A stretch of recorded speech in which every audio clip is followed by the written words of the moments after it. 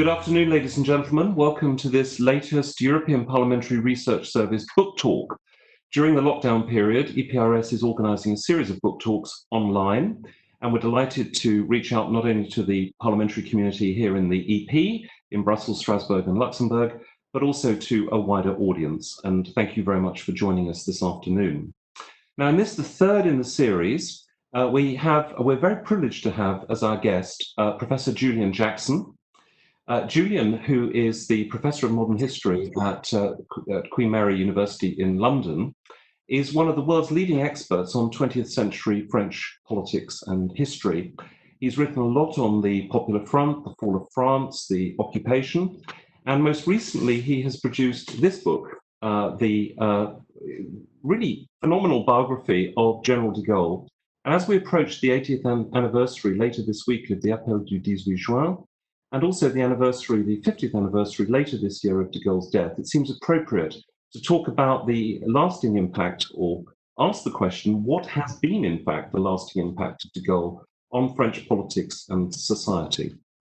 The book received very, very positive reviews. It won many prizes, and Julian is going to talk a little bit about why he wrote the book, how he wrote the book, and he's going to go into conversation with Birte WASSENBERG, who's Professor of Contemporary European History and International Relations at the Sciences Po in Strasbourg, at University of Strasbourg. She's also a visiting professor at Bruges at the College of Europe. She's the official historian of the Council of Europe. And she's also written actually for the European Parliamentary Research Service. She recently produced a very nice monograph called The Political Culture and Dynamics of the European Parliament from 1979 to 1989, which really captures the culture and the mœurs, if you like, of the first two directly elected European parliaments. So, Julian, over to you first. And why did you decide to write the book, and what was the basic premise from which it started? Well, I know it's counterintuitive sometimes for people to think, why would an Englishman write a book about de Gaulle? And it's a bit terrifying for an Englishman to write about de Gaulle, because de Gaulle, after all, is the great modern French hero. At the moment, you can't turn on the television. Literally, I'm in France at the moment, have been ever since the lockdown, and every day there's a television program about de Gaulle. So he's big, and it's a challenge for an Englishman. But I think if you're English, you also have an advantage, which is that you're not part of any, what you might call, clan or group. I'm not starting my book on de Gaulle with any particular angle. I have angles, but I'm not situating myself in the different controversies that French historians have been plunged into in de Gaulle. Let me just take two examples. There's that wonderful biography of de Gaulle by a French journalist who wrote for Le Monde for many years, Jean Lacouture, which was the first great biography. And I think it's a very, very fine book. It's 3 volumes long. It was written in the 1980s.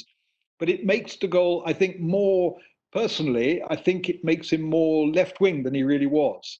He wants to recover de Gaulle for the French left. Lacouture was a man of the left. His other books are about left-wing figures like Ho Chi Minh or Nasser or André Malraux and so on. And another recent French biography of de Gaulle is by a very distinguished journalist who writes for Le Figaro, Eric Roussel, also a very good book.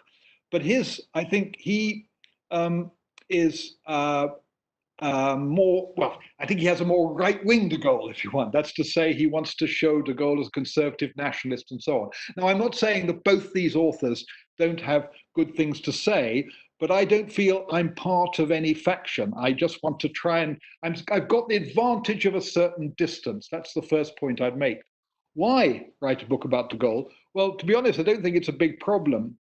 He is so much that I've been a French historian, as I said at the beginning, all my life.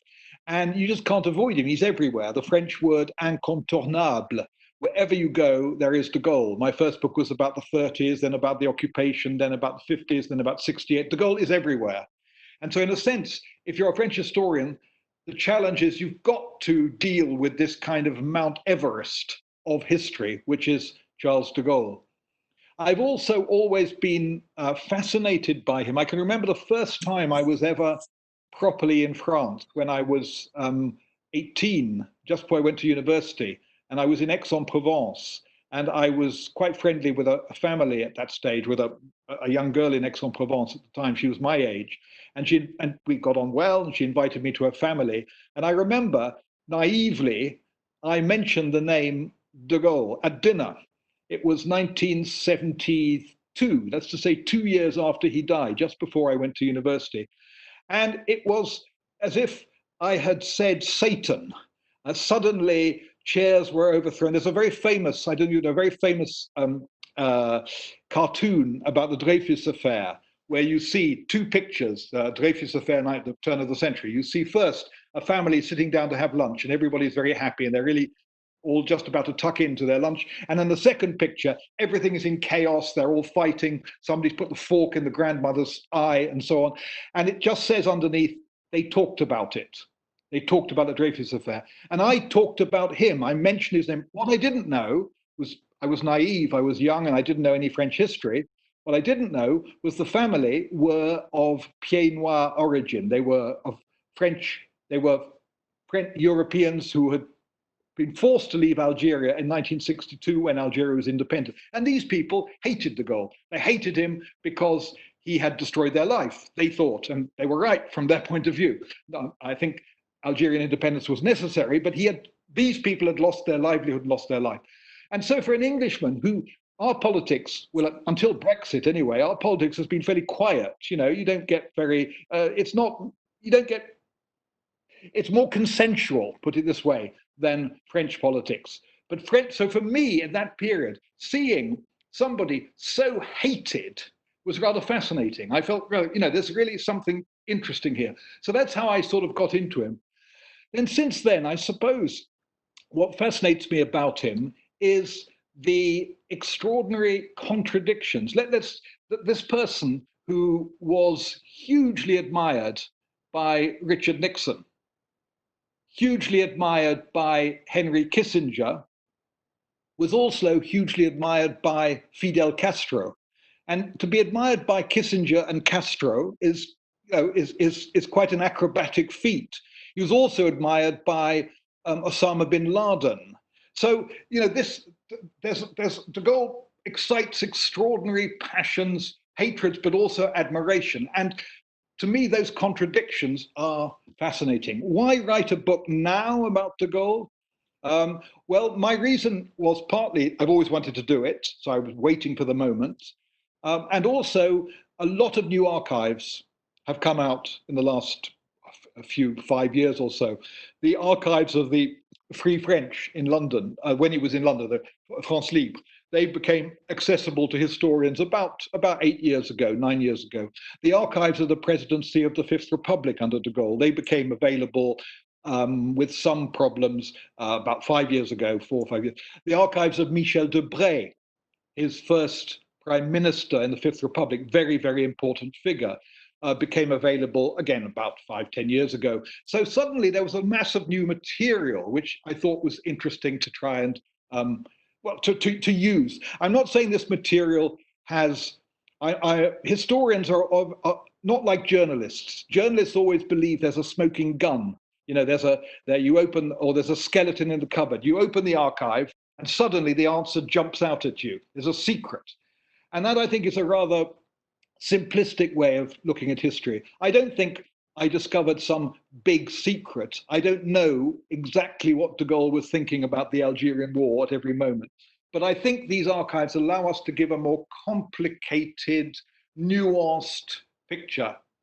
Finally, what I suppose was I trying to do in the book?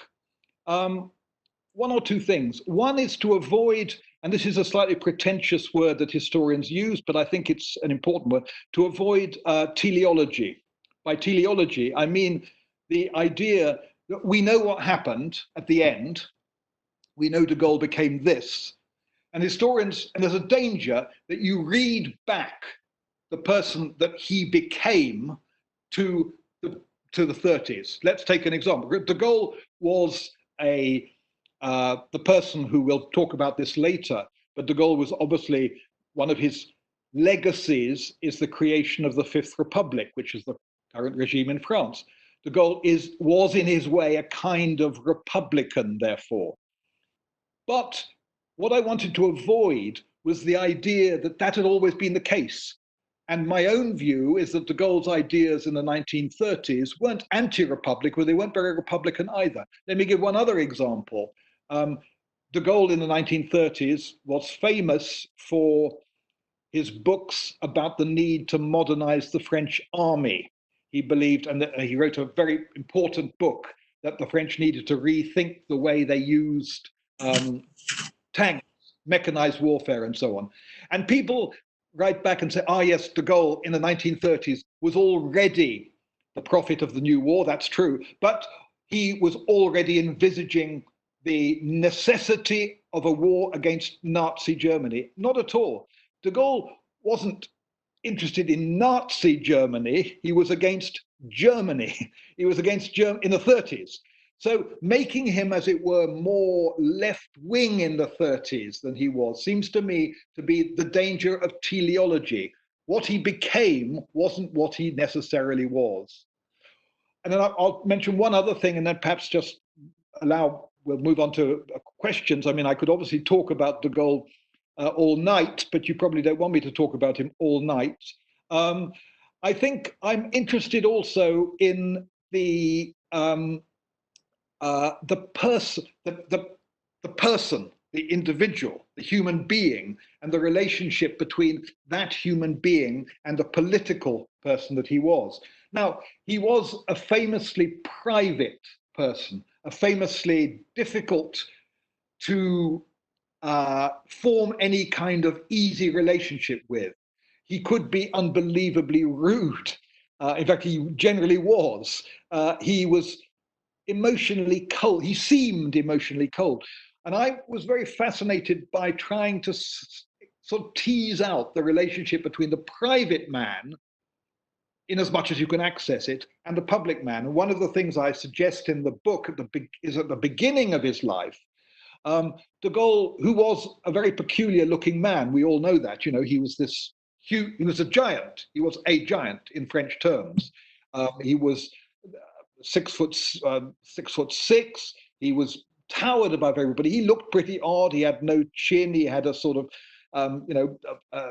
huge nose. He looked odd. And my own view is that he felt ill at ease with his own body almost. And there's an extraordinary expression that he uses in his own memoir de guerre, where he talks about arriving back in Paris, going down the Champs-Élysées, and he said, moi qui n'avais pas une physique qui plaît, I who didn't have a physique that was pleasing. And that's an extraordinary comment for somebody like that to make. Or to another person, Louis Jacques, who was one of his close collaborators, he said, we giants, the problem with for giants like us, because Jacques was also very tall, is that the chairs are always too low. The tables are always too low. We're always knocking things over. So there's a sense, I think, in which that awkwardness of de Gaulle came partly, which was part of his political personality, that coldness, that distance, was linked to the person he was. Sorry, I said I was going to stop. One more thing I think is interesting. De Gaulle was an intellectual, and not that many great political leaders are intellectuals. Churchill, for example, was a brilliantly read man. He was soaked in history.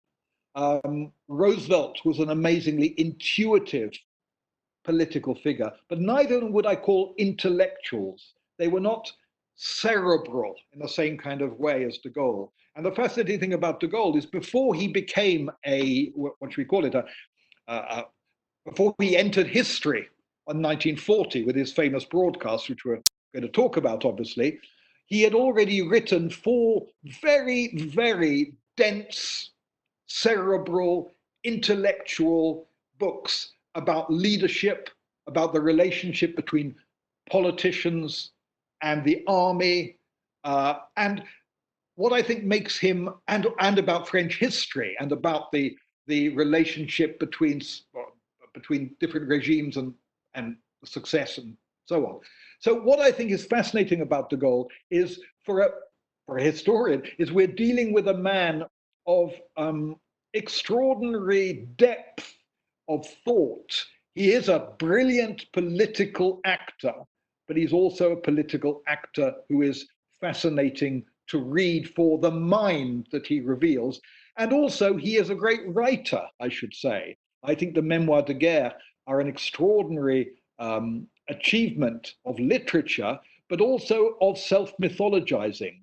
Who else since Caesar has written their memoirs where they have themselves in the third person? De Gaulle has an I. He begins his memoirs by saying, all my life, I have had a certain idea of France. Toute ma vie, je me suis fait une certaine idée de la France. But then in his memoirs appears a third person or another person, or a second person called de Gaulle. And Charles watches de Gaulle. And so this creation of a myth is also very fascinating. So I think I'll stop there. Those are reasons why I think he's fascinating to study, and the contradictions and the centrality to French history, the creation of this extraordinary myth. So those for me are I mean, I could go on, but perhaps it's time to have a bit of a discussion.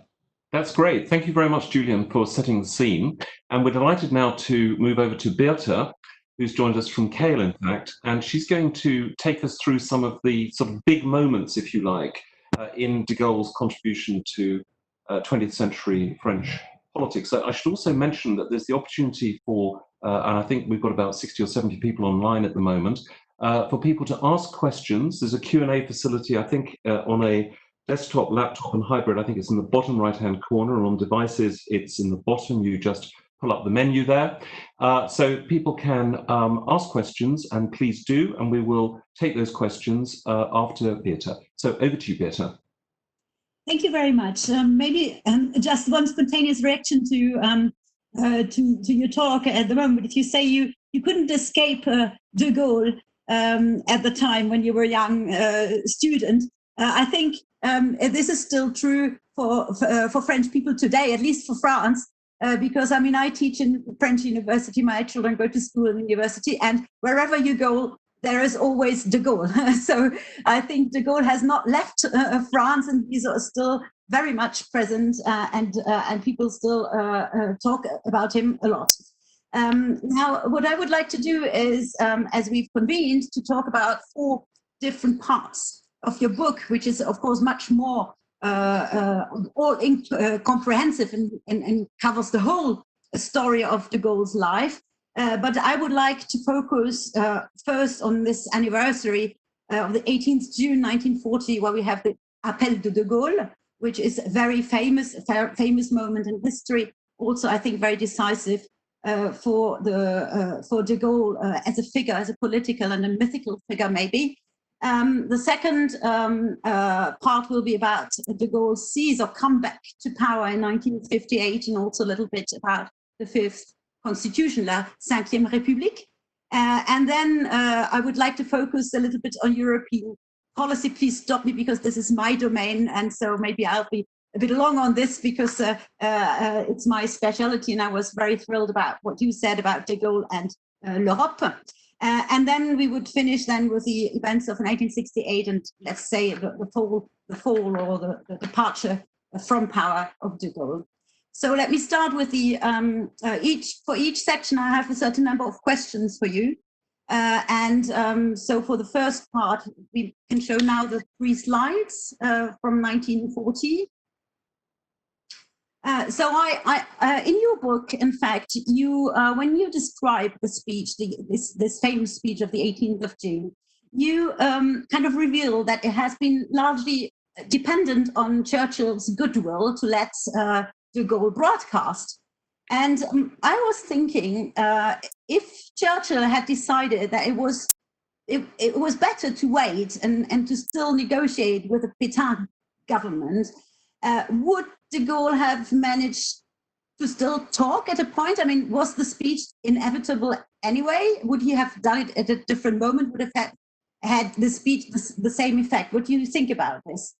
And also, the second question referring to this part is, do you think that this speech can be identified as a very crucial element of the myth, this myth about de Gaulle, which you have said that he has partially created himself, or he also wrote some books during his lifetime about himself. So the myth of de Gaulle as the savior of France, of the leader of the resistance, the French resistance, is this something which can almost be, drawn back to this, or focalized onto this speech, or would that be too simple?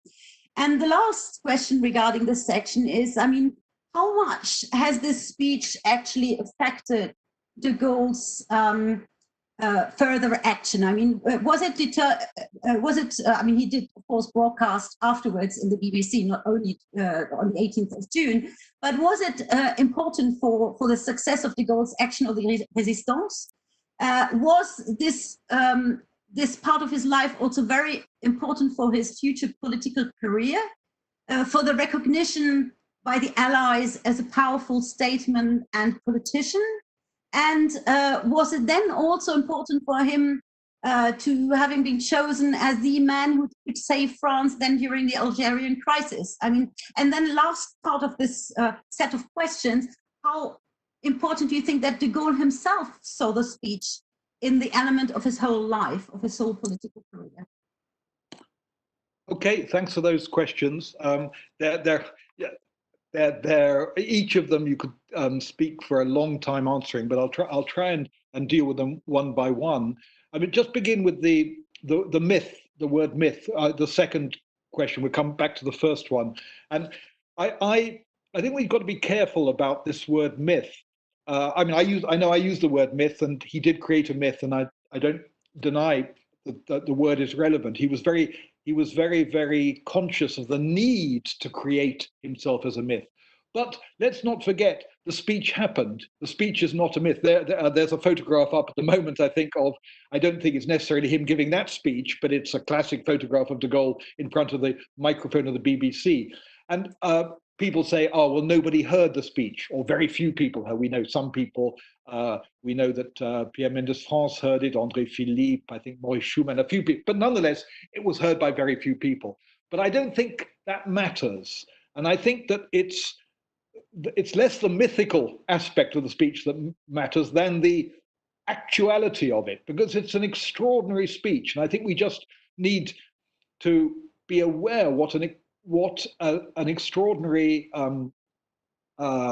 act of moral courage it was to break with an army which had been your whole life, to break with a country that, in a sense, that had been your whole life. I mean, this act of rupture is an extraordinary act of moral courage, but also the speech is an extraordinary piece of, it shows a person who can think from the very beginning globally, because what is he saying in that speech above all? He says the Battle of France has been lost. Yes, we lost. He says why he gives his reasons, but he says this is only the first stage of what will be a world war. And he talks about, when he talks about the French Empire, he talks about the British Empire, he talks about Britain. He already talks about America, which is not even in the war, but he says there are the resources of the United States. And we actually know, though he doesn't say it in the speech, that he was already thinking that at some point the Soviet Union and Nazi Germany would find themselves at loggerheads. So this is an extraordinary act of, it is a visionary speech, and it shows somebody who is able to think in an extraordinarily global way. So I think the mythological, so let's go back to the word myth. What gives it a mythological side, of course, is that nobody knew what this man looked like.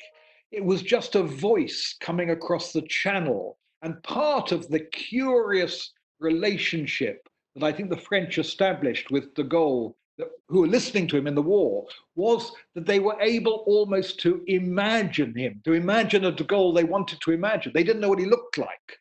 There was almost something quite emotional about building a bond with a voice. a voice to which you had to attach a face. So I think the fact that he was a voice gave an almost legendary aspect to him. And some people even said, he can't be called de Gaulle. It's too good to be true. The man who's saving France is called Gaulle. It's absurd. So we know it was his name, but there were people who thought it must be a pseudonym. In fact, somebody, Pierre Lefranc, who was one of the first demonstrators on the 11th of November, 1940, I interviewed him. He died a few years ago, and he said, you know, when I demonstrated, I was sure it must be a pseudonym. It couldn't be a real person. So that mythological element is there, I agree, but let's not forget that the 18th of June was an extraordinarily prophetic speech. Your other questions, yes, what if it'd been made a few, you suggested, you know, if it had been the 20th of June or the 22nd of June. Now, I think that's a very interesting question, because I personally think if it had been the 20th of June, he'd still have been de Gaulle. But I still think the question is interesting, because the fact he gave it on the 18th gave it, he was the first. There were one or two resistors in France. There's a man called Edmond Michelet, who on the 17th of June had actually produced a tract saying we can't accept the occupation and so on. We can't accept defeat. I mean, it wasn't yet occupation. But de Gaulle was really the first to publicly be able to say it. And that gave him he was always able to say, I was there first. And many resistors afterwards slightly resented that. They said, well, we were resisting, you know, but he was the voice. I think the date is important. I think that question it might seem a very technical question, but I think it's a very valid question. You ask about, you didn't use the word, I think, but you implied legitimacy. Did it matter? Did it give him? And I think absolutely. He became, to that phrase, l'homme du 18 juin. He himself said, he once said to the British ambassador, Duff Cooper, he said, every time I look in the mirror, I see l'homme du 18 juin. So I see this, I see myself as a sort of mythological figure. Now that gave him, I think you're absolutely right, it gave him a legitimacy. It's a key word for de Gaulle. And so if we fast forward, as you were by implication, to 1958, when he comes back in 1958, he is able, the power that he has, if you want, the power is not quite the word, but the fact that he's seen as a kind of savior is only possible because of all the things he'd been before. He used an extraordinary expression once in a speech that he gave in 1960, and in some ways an absurd expression, where he talked during a coup, during one of the many problems with the Algerian, what's called the Barricades Week in 1960, and he made a speech and he talked about the legitimacy that I have incarnated for 20 years, or since 1940. Now, in a way, that's an absurd thing to say, because after all, there'd been the Fourth Republic. It was a legitimate regime, it wasn't illegitimate. Yet he's able, without people necessarily making fun of him, to say that in some kind of way he incarnated something as a result of the 18th of June. So yes, I think that's very important. I think those were the questions, I think, really. Yeah, let's leave it again because of time. Sorry, I can't hear. Wait, then I will move on to the second part. Are you okay, Julian? Yes. On the return or the seize of power of de Gaulle in 1958, we can have the slides associated with this now as well. I was thrilled by your headline when you talk about this part of the of life of de Gaulle, because you call it a coup d'etat. How much is really true of the assumption that because often in the French among the French historians, they seem to more say that he was backed to come back to save the French situation, especially to get the France out of the Algerian crisis. And how much has he actually himself used this Algerian crisis then to seize power? At one point you put in your book, he left the crisis simmering. And how much importance do you think this strategic move of de Gaulle had, or was he just the man of the moment? And when he was called back, I mean, the Gaullists who wanted him back in power wanted him to maintain l'Algérie française. So in the end, as we all know, I mean, de Gaulle orchestrated the Algerian independence with the Accord d'Évian, or the Évian agreements. So could you almost also say that, I know this is quite a harsh way of putting it, but was he therefore also kind of opportunist in a way, because he came for this, but he ended up doing the opposite for what he was called into power? And or was this independence of Algeria the only possibility to solve the crisis? And then did he also, I mean, those who wanted him back for l'Algérie française, did he disappoint them very, very much, so much that they would permanently turn against him? Or would they listen to his arguments and kind of understand, forgive him for having abandoned Algeria in the end? And the last part of this this 58 return concerns this Fifth Republic, the new constitution. You said in your book, and I found this really interesting, that the French constitution was kind of ready for reform, that there had been efforts before de Gaulle to propose a new constitution. So whereas in France, de Gaulle is kind of, you almost identify this constitution with de Gaulle. It's de Gaulle's constitution. So is it de Gaulle's constitution, or was the time ready for a new constitution and de Gaulle just came to put this into place?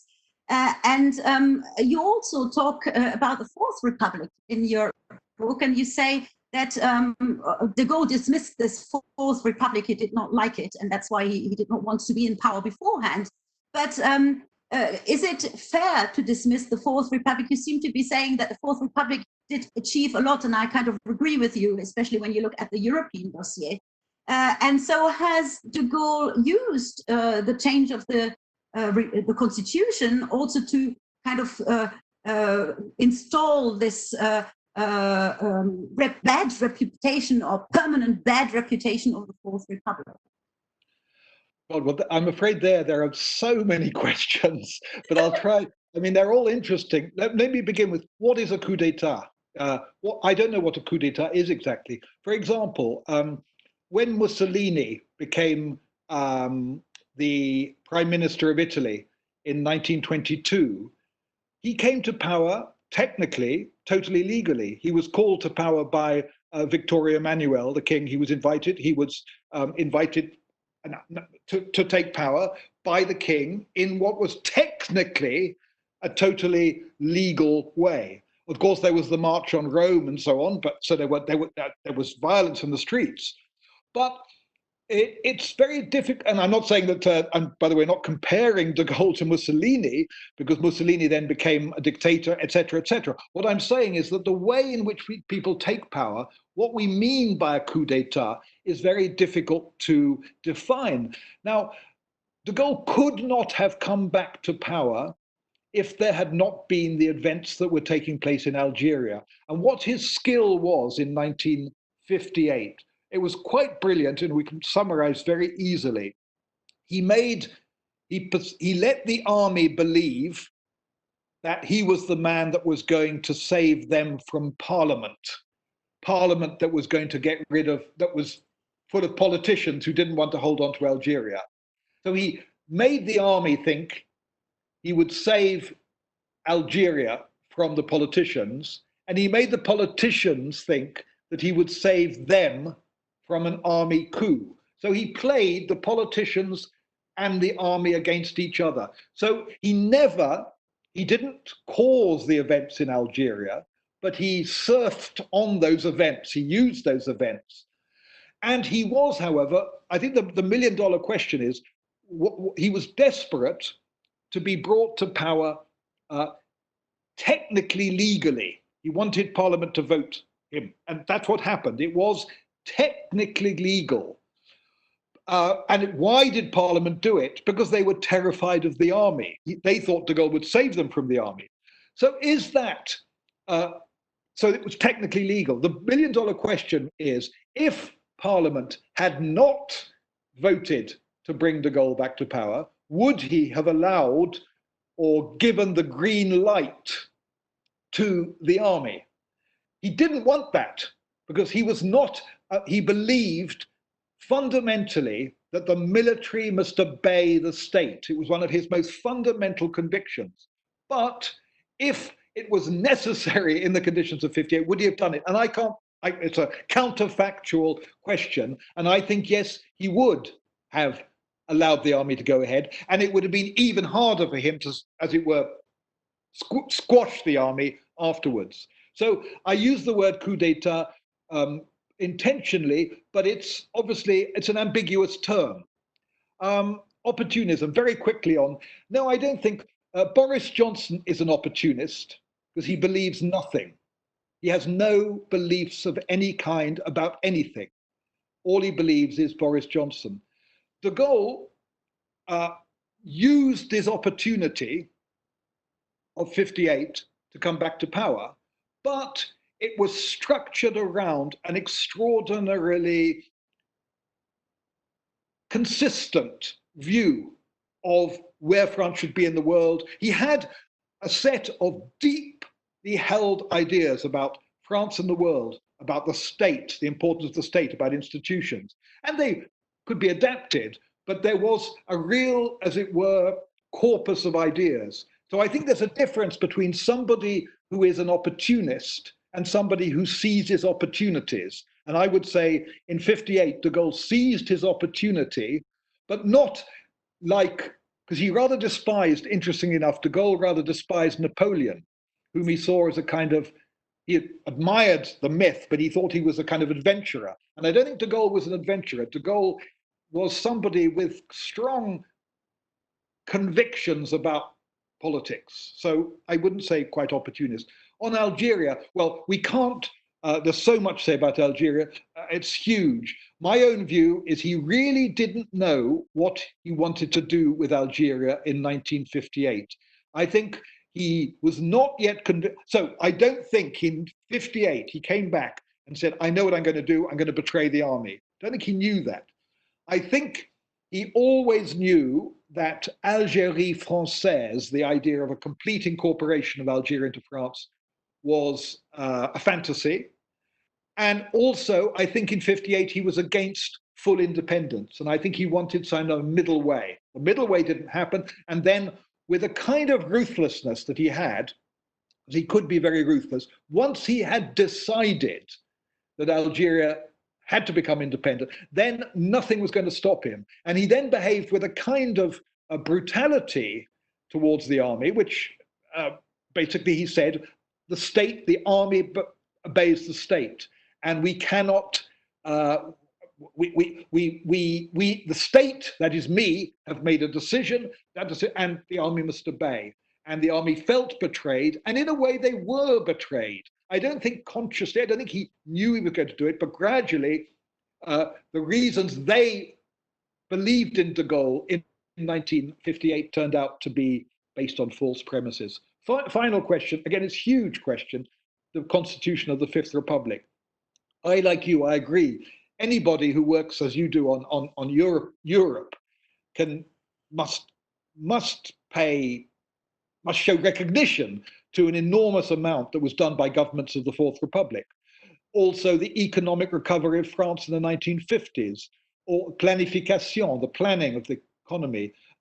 France's, the whole setting up of NATO and France's role in the Atlantic Alliance. All that is to the credit of the Fourth Republic. And de Gaulle knew that perfectly well.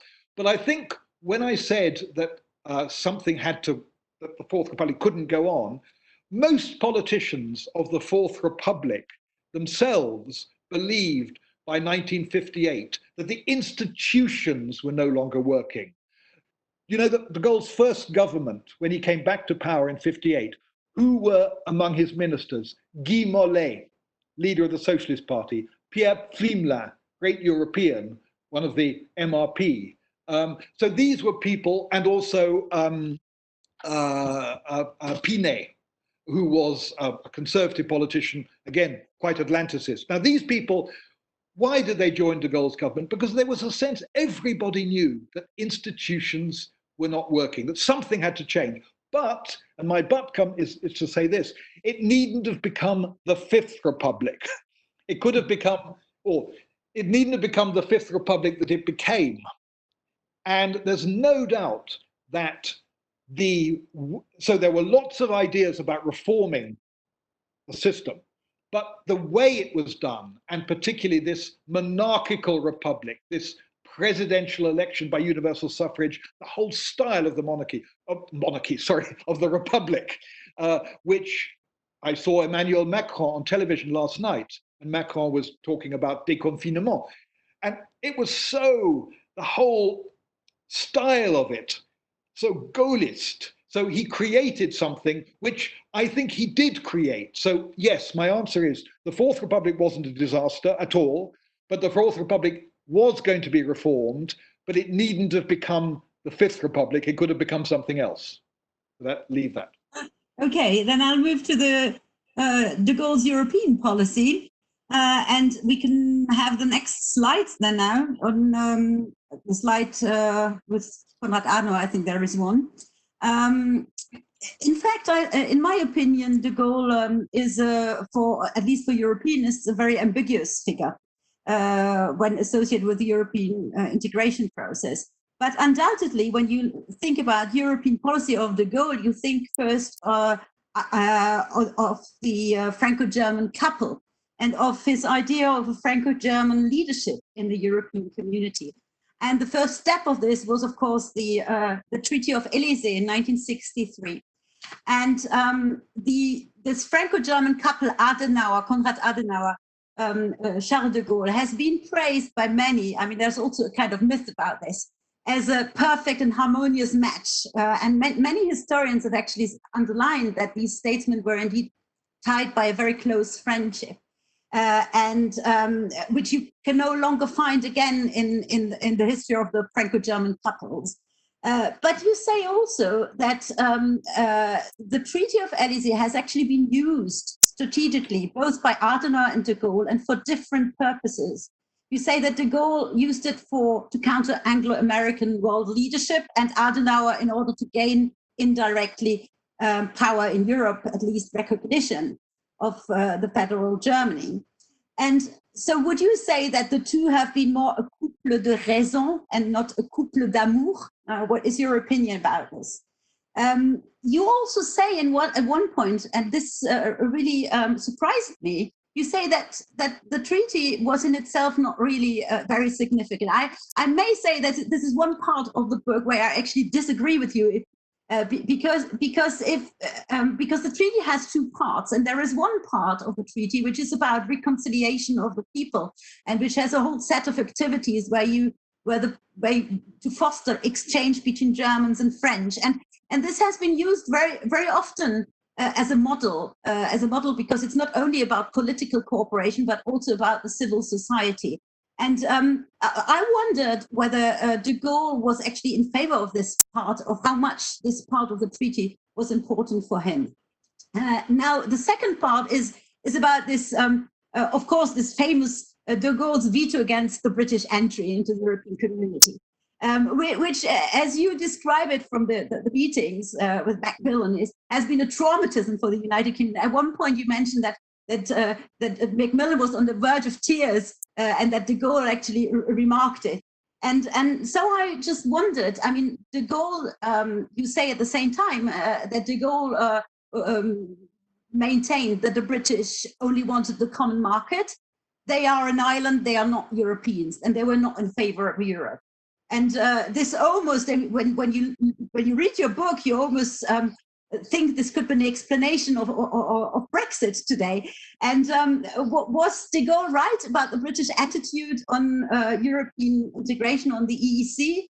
Or was Macmillan right? Because you say also that Macmillan has actually put forward, why has he refused us? Because we, the British and the French, we have the same opinion about Europe. Both we are in favor of intergovernmentalism, not of supranational authorities. We want a political Europe. So who of the two is right about the UK, the relationship of the UK and Europe? And the last question concerns the crisis of the empty chair crisis, which has been denounced very much by those who believe in European integration as being disastrous for the European community, because not because of that crisis itself, because it was on the agricultural issue, but because the Luxembourg Compromise, which you described in 1966, actually de Gaulle manages to introduce this right of veto in the council. And so this turns the organization into, as it seems, more as intergovernmental organization and no longer a supranational one. But when I read your book, it seems that de Gaulle was not actually the person really behind this boycott of the agricultural of the council. It was you say it was Coup de Murville who had the idea and who put forward. So how much was it really that important for de Gaulle to block the community, or was it secondary for him? Was it more because this happens at a time when he also is leaving NATO, and where his worries about la grandeur de France, French leadership in the world, a known French defense, nuclear defense force, etc. So how important was this crisis for de Gaulle himself? Or because at one time you seem to be saying that he was enjoying himself during the crisis, and that he only pushed towards it because he knew there was always a last-minute solution which the Commission had ready in case. So he was kind of amused by it. Yes, I think this is sufficient, because otherwise we're out of time. Because I can carry on European politics as you can carry on about de Gaulle. No, well, again, we should. I now think we should probably have just talked about Europe and de Gaulle, because there's enough for hours just on that. And obviously, this is very much your area, and I agree with a lot of things you said. Very quickly, because I realize time is short. On Europe, it seems to me that de Gaulle was for him. Europe, I'll put this a bit provocatively, I think Europe was France by other means. He saw Europe as a way of leveraging power for France. His idea was, he was not a fantasist. He realized France is no longer a great power, but he was obsessed by finding a role for France between the two power blocks, that's to say, Soviet Union and United States. He was looking for a breaking out of the Cold War. And he saw Europe as a way for France to leverage herself a bigger role. And the partnership was an unequal part. We must absolutely stress, for him it was unequal. It was unequal because the Germans, in his vision, would never have nuclear weapons. That was for him, fundamentally somewhere there was a distrust of Germany, which in the later part of the book, I think you see that comes up again, and particularly after his relationship with Erhard is less good than his relationship with Adenauer. And there is a distrust of Germany somewhere, and it's not surprising for a Frenchman of his generation. So it was an unequal partnership. It was a partnership. He did deeply mistrust, as you rightly say, the idea of a federal supranational Europe. That was not his vision, absolutely. But what I find striking about de Gaulle, you asked the question earlier, was he an opportunist? And I would say he was a pragmatist. And what I think is extraordinary is how in 1958, he had been in the 50s against the European steel and coal community. He was against the European defense community. But in 1958, he was against the Treaty of Rome. But the Treaty of Rome had been signed, and he said, right, it's there. Let's see what we can do with it, as it were.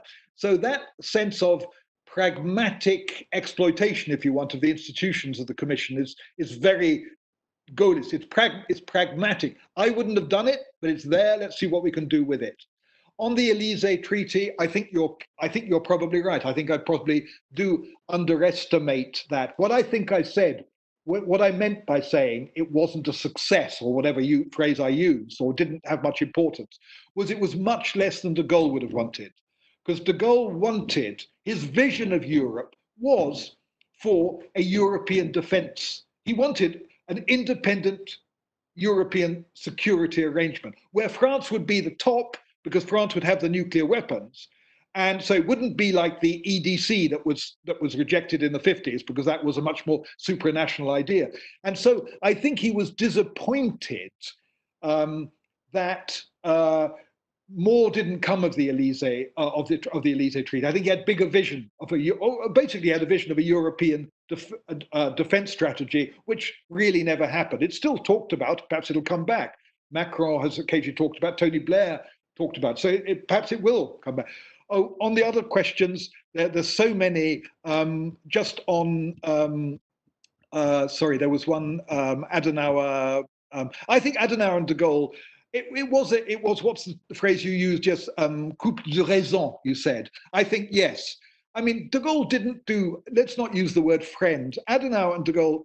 Adenauer was sort of his friend. De Gaulle once said, quoting Nietzsche, that states cannot have friends. You don't do. States have interests, and they certainly developed an extraordinary affinity. They were of the same generation. Well, Adenauer was even older. They were old Catholic figures from a Europe of before 1914. They shared values, and de Gaulle was a brilliant seducer of Adenauer. The only foreign leader that he invited to Colombe des Églises, the only one, was Adenauer. That was a brilliant stroke. But Adenauer, a lot of people in Germany thought, oh, Adenauer's become hypnotized by de Gaulle. But Adenauer was quite a shrewd operator himself. Adenauer was no fool. So you have these two old men who feel an affinity with each other, but they're also using each other. They're also playing with each other. It's a complicated game. As for Brexit, well, let's not go there. De Gaulle was obviously right, unfortunately, but he wasn't necessarily, his reasons were all turn out to be true. You read that speech of veto, it's all there. But there was also an arrière-pensée, which is he didn't want, so yes, he did believe the Commonwealth was a problem. He did believe Britain was more global, was not wouldn't fit into this agricultural community, this continental bloc, whatever you want to use it. But he also didn't want, I think, a third party, powerful third party, to intrude in his relationship with Adenauer. He saw the British as a Trojan horse for America. And I mean, I have to say, I think he was, unfortunately, when I see the state of our country today, I think he was very prescient in that, in fact.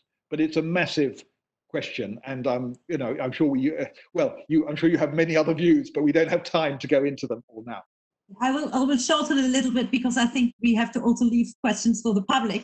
So I don't want to give the impression that 1968 was not important, but maybe just, I mean, you described very much how difficult it was for de Gaulle to take a decision during this crisis, and how tired he was also, and he called himself several times an old man. Let me just ask you whether, I mean, was the crisis for de Gaulle the opportunity to leave power? Was he prepared to leave, and was it just a good possibility in the end, once he'd taken this decision after the trip to Baden-Baden, that he was going to call for elections to be able to get out of politics? That's the first question. And the second, because I think this is really interesting though, because it was all about a referendum. And you do say in your book that the referendum that he proposed did matter to him, although it was on a question of regionalization, which the French have always had difficulties with. And it was also, I mean, when he proposed the referendum, he also wanted reforms of the political institutions.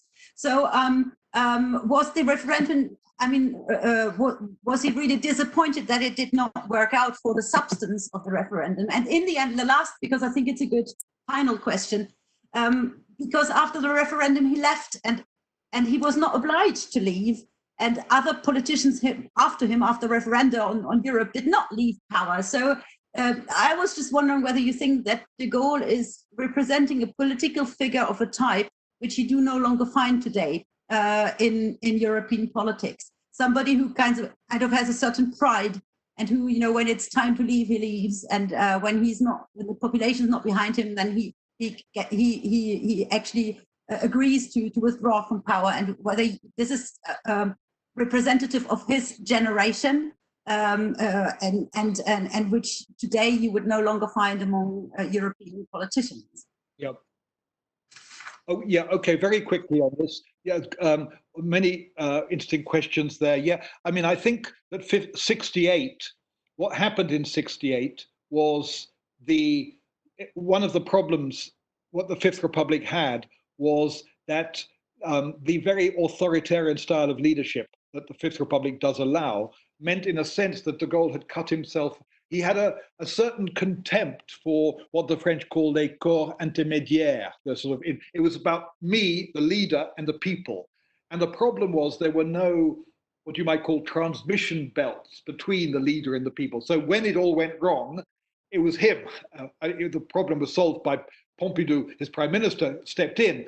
But it's this sort of way what happened to President. There's no comparison between the Gilets jaunes and the protesters of '68. But the one similarity is you have a president very exposed by popular protest and very little in the way of shock absorbers, because there's this style of authority which the Fifth Republic created. On the question of did he the resignation. What I would say about the resignation is it's a big question. No, I don't think he planned. I think he believed in his referendum. His referendum was also about restoring a link between him and the French people. There were two rather technical questions about the reform of the Senate and regionalization. And I think he believed in those, but what he really wanted was, as it were, a reaffirmation of his link with the French people. And when he went into the referendum, when he proposed it, he certainly thought he was going to win. But very quickly, within a few days, he realized he was not going to win. And at that moment, it became a wonderfully elegant way of leaving power. Rather, there's something elegant about it, that he wasn't forced, you're quite right, he wasn't forced out, he wasn't forced to retire. He'd been in power for 10 years. I think he was tired. I think he knew in a kind of way that the link had broken a bit with the French people. It was a society, he was an old Catholic conservative. It was a society he didn't understand any longer. And so he took the opportunity. Whether or not that makes him, what I would say is, you said, are there people still like that today? And you're referring, I probably think about the Lisbon Treaty and the occasions when French politicians, or not just French, have been disavowed and they've ignored it. I think of the Sarkozy, Chirac, and so on. What I would say about de Gaulle, I don't know whether I put it quite like that. He is of a type that no longer exists in this way. There's a kind of, I don't want to heroize him, he has many faults, but there was a kind of integrity and austerity about the practice of politics, which you simply don't see today. Everybody in France knows this example, but it's true and it's extraordinary. When he entered the Alizee in 1958, he installed a separate electricity meter in his own private apartments, so that he would be paying for his own electricity and not the state. Now that is a kind, it's inconceivable today. But it comes from a kind of austerity, a kind of Jansen, a kind of old Catholic morality, and that I think does make him a very not of our time, if you want, as you suggested. So we'll leave. So I think there's more to say about that one, but that will sort of deal with 68, I think. Otherwise, we could leave. Well, thank you very much indeed. Thank you, both Birte and Julian. That's I think, Birte, you really put Julian through his paces there. It's like a Viva.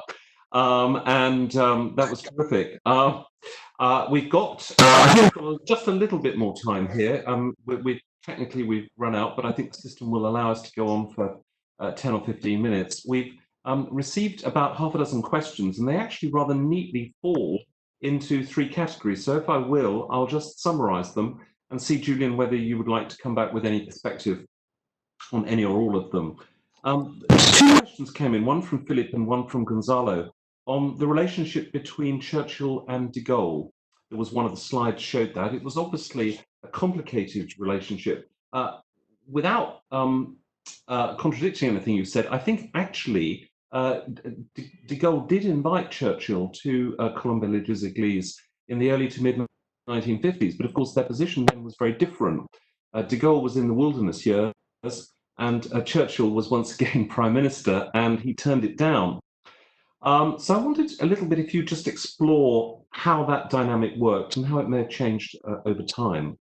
And then we received a parallel question, two parallel questions actually, which bear upon the relationship between de Gaulle and Jean Monnet, one from Maxime and one from Loredana. And of course, these people, the three greats that we've just been referring to, Churchill, Monnet, and de Gaulle, they come together in one moment, of course, with the proposal for Franco-British Union. And then, if you like, their destinies diverge.